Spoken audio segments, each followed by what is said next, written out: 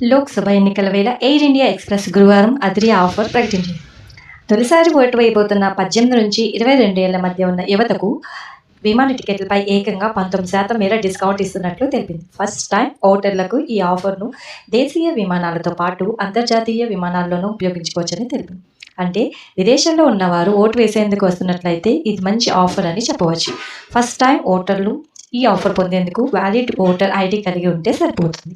అలాగే తన నియోజకవర్గాలకు సమీపంలోని విమానాశ్రయాలకు వెళ్లడం, అక్కడి నుంచి తిరిగి వచ్చేందుకు ఈ ఆఫర్ ఉపయోగించుకోవచ్చని ఎయిర్ ఇండియా ఎక్స్‌ప్రెస్ తెలిపింది. యువతను ఓటు వేసేందుకు ప్రోత్సహించేందుకు ఓట్ యాజ్ యు ఆర్ క్యాంపెయిన్‌లో భాగంగా ఈ ఆఫర్ లాంచ్ చేసింది ఎయిర్ ఇండియా ఎక్స్‌ప్రెస్. ప్రధానంగా తొలిసారి ఓటు హక్కు వచ్చిన వారు తమకు రాజ్యాంగం ఇచ్చిన హక్కు ఇచ్చుకునేందుకు తమ స్వగ్రామానికి వెళ్లేలా ప్రోత్సహించడమే ఈ స్పెషల్ ఆఫర్ ఉద్దేశమని తెలిపింది.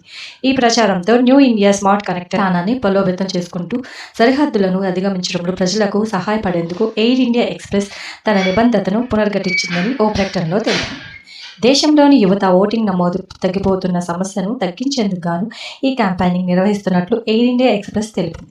ప్రస్తుతం దేశంలో 18-23 ఏళ్ల మధ్య ఉన్నవారు 130 మిలియన్ల మంది యువత ఉన్నారు. వారందరినీ ఓటు వేసేందుకు ప్రోత్సహించేందుకు ఈ ప్రత్యేక ఆఫర్ తీసుకొచ్చినట్లు తెలిపింది.